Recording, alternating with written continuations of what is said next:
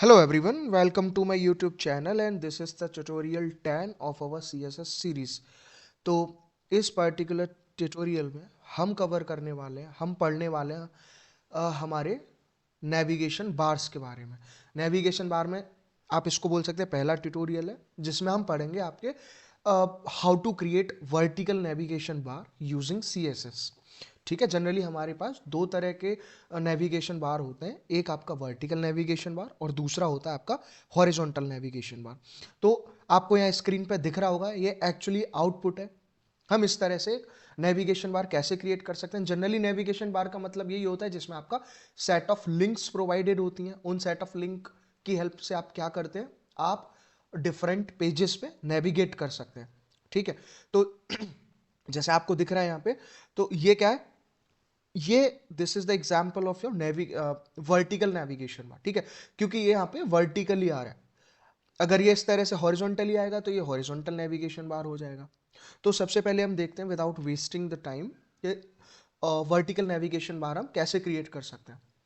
ठीक है, जैसे आप यहाँ पे देख रहे हैं ये लिंक ऑलरेडी क्लिक्ड है, तो ये यहाँ पे जैसे रेड में आ रहा है और अलग अलग लिंक पे हम जा सकते हैं यहाँ से। और ये वाला पर्टिकुलर एरिया आपका स्क्रॉलेबल है। तो यही सब हमको देखना है कि ये सब हम कैसे क्रिएट कर सकते हैं। ठीक है, सिंपल है, कुछ इसमें अलग से नहीं है। ये जो है आपका, जो आपने अनऑर्डर्ड या ऑर्डर्ड लिस्ट पढ़े हैं, ठीक है, तो ये हम सिंपली अनऑर्डर्ड लिस्ट का यूज़ करके, आपका यूएल टैग का यूज़ करके और उस स्पेसिफिक यूएल टैग में लिस्ट आइटम का यूज़ करके इसको डिज़ाइन कर सकते हैं। ठीक है, तो चलते हैं हम इसके VS कोड में, इस पर्टिकुलर कोड को लेके। ठीक है, सबसे पहले आप देखिए, मैं आपको कंप्लीट स्क्रॉल करके दिखा देता हूँ। इस तरह का कोड हमारे पास अवेलेबल है। ठीक है, जिसमें आपका नॉर्मल HTML का जो सिंटैक्स होता है, HTML देन हेड, और हेड के अंदर आपका टाइटल हुआ, टाइटल के अंदर आपका स्टाइल, और स्टाइल के अंदर ये ओवरऑल आपके HTML सेलेक्टर्स हैं। ठीक है, उनकी प्रॉपर्टीज़ हैं और उनकी वैल्यूज़ हैं। तो इस तरह से एक आपका कंप्लीट कोड आपको यहाँ पे विजिबल हो रहा होगा। ठीक है, तो सिंपल है। अब अभी हम आपका जो स्टाइल वाला पार्ट है, ठीक है, इस स्टाइल वाले पार्ट को हम इग्नोर करते हैं। सबसे पहले हम आते हैं हमारे बॉडी वाले पार्ट में। बॉडी वाला पार्ट एक्चुअली वही पार्ट है जो आपको यहाँ पे डिस्प्ले हो रहा है, चाहे वो ये हो, चाहे आपका ये CSS वर्टिकल नेविगेशन बार जो हेडिंग है उसके नीचे scroll this area and then sub text, some text and some text so on. तो इस तरह से आपको यहाँ पे गिवन है। तो इस बॉडी वाले पार्ट में हम करते क्या, ठीक है, यहाँ पे आपको दिख रहा होगा कि हमने एक अनऑर्डर्ड लिस्ट का यूज़ किया। ठीक है, यहाँ पे अनऑर्डर्ड लिस्ट का यूज़ किया जिसमें आपका UL टैग का हम यूज़ करते हैं अनऑर्डर्ड लिस्ट के लिए।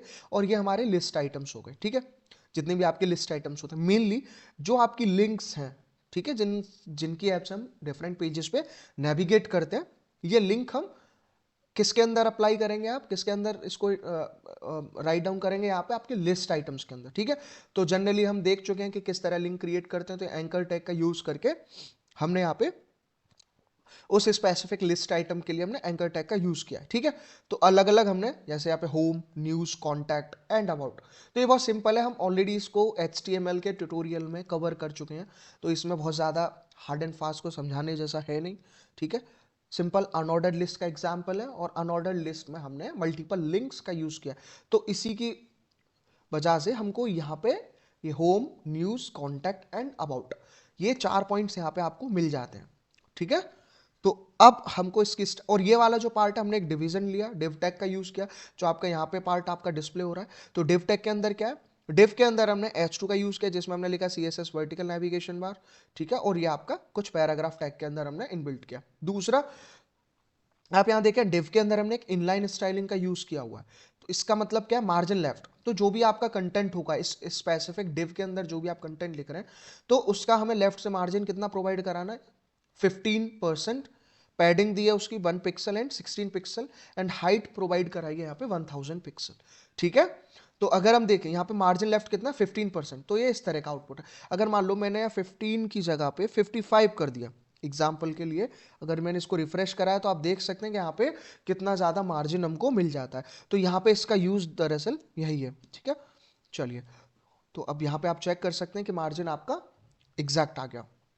चलिए, तो यहाँ पे हम अब क्या करेंगे, इस UL के लिए, इस LI के लिए और इस एंकर टैग के लिए, ठीक है, हम स्टाइलिंग का यूज करेंगे। यहाँ पे हम सूडो क्लासेस का भी यूज करेंगे और कॉम्बिनेटर्स ऑफ द सेलेक्टर्स वो भी यूज करेंगे, जो हम प्रीवियस CSS ट्यूटोरियल में कवर कर चुके हैं।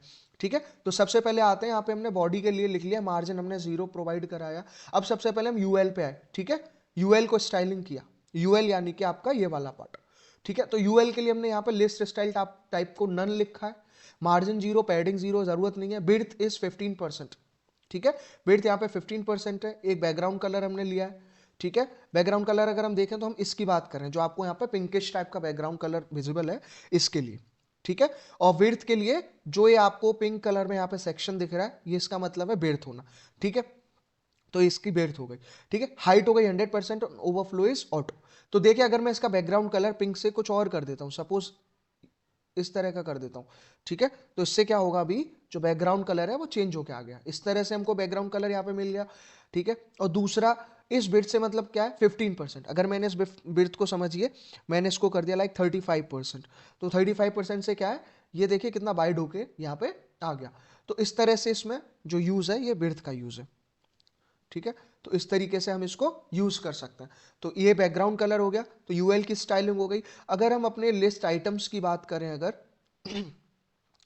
तो यहाँ पे जो आपको लिस्ट आइटम्स दिख रहे हैं, ठीक है, तो लिस्ट आइटम्स के लिए हमने क्या किया, एंकर टैग, यानी कि उसके लिए उन लिस्ट आइटम्स में जो हमने यहाँ पे वैल्यू प्रोवाइड कराई है उसके लिए, ठीक है। तो उसके लिए हम यहाँ पे क्या कर रहे हैं, उनका डिस्प्ले किया ब्लॉक की फॉर्म में।